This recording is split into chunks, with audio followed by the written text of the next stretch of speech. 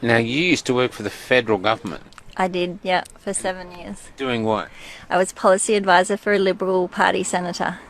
The area that I was working in was renewable energy, and basically it was my job to uncover a lot of the stuff that was going on with the Renewable Energy Act, which was put in 2002 under the Howard government. So that was the Liberal Party put the act in place, and I was looking at the mess that it had created.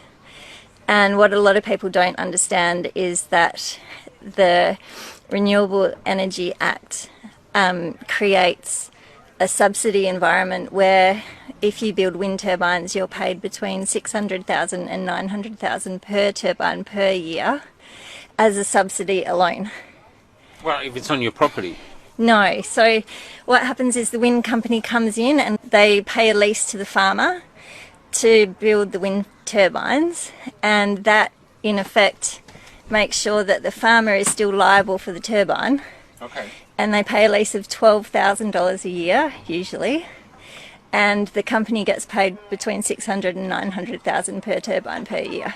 So they pay $12,000 to the farmer, but they get $600,000 Exactly. per turbine. Yeah. Which is a big incentive to put in turbines. Yeah, and the landowner takes the liability for the turbine. So he gets $12,000 a year, but if anything happens to it, he's got to fix it, or she's got to fix it. Yeah, when they catch on fire, Yeah. they're responsible for their neighbours' properties going up in smoke. That kind of thing. Wow. Yeah. Wow. And effectively that money, the subsidy that's getting paid to the wind farms, is reaming $40 billion a year out of the Australian economy. And it's paid by everyone, every pensioner, householder, schools, hospitals, everyone. It's not just out of your tax, it comes out of your power bill. Is this why power bills are going up? Yeah. That's why power So our bills. power bills are going up to pay for wind turbines that don't work. Exactly. And why don't they work? So they don't work because, for a start, they draw power off the grid, so they have to have coal-fired power in order to turn. They're not windmills, they're turbines. And essentially... Sorry, what do you mean? The power to turn. So when we see them turning, that's not the wind, that's the power generator turning. Essentially, they have to draw power off the grid, so they have to draw coal-fired power off the grid in order to turn. And what happens when the wind picks up, they do actually start to create electricity of their own, but that electricity is so intermittent and unreliable, when it gets back to the grid, it has to be balanced on the grid, which you can't do. And like with your coal-fired power station, you can't ramp your coal-fired power stations up and down. So the coal-fired power station stays at the same level because it takes 24 to 48 hours for them to get up to heat anyway, and they just let off steam as the wind comes onto the grid. So there's absolutely nothing about them that works apart from reaming that amount of money out of the Australian economy, and it's going offshore. That money's going offshore.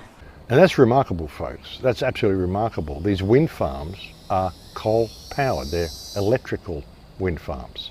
These are turbines, they're not windmills. And you look at them, how could we ever have thought that they were windmills? Well, you've got these three thin little blades sticking up. If they were really supposed to be there to catch wind to provide electricity, wouldn't there be a whole bunch of blades? I mean, look at how a windmill works. You know, an actual windmill that's used as a mill. They used to use them for grinding stone, for grinding wheat, for grinding whatever. They had big grinding stones, big millstones set up inside the windmill, and it would turn through the wind power. And they would have multiple blades, and they would be thick, wide blades designed to catch the wind. These wind farms, they've got these three blades. They're not designed to catch the wind at all. They're just there using electricity. This is what they do, folks. They tell you that these are for electricity, but they're not. They go out, they purchase farmland that can now not be used for farming or grazing or anything like that because it's got a wind farm on it. They put in these huge turbines which suck power from the grid. That's all they do, is suck power from the grid. The wind turbine companies get between $600,000 and $900,000 per windmill, per turbine. On a wind farm, they might have 20 or 30 or 40 or 50 of them on one person's property. That person gets $12,000 for having them on the property.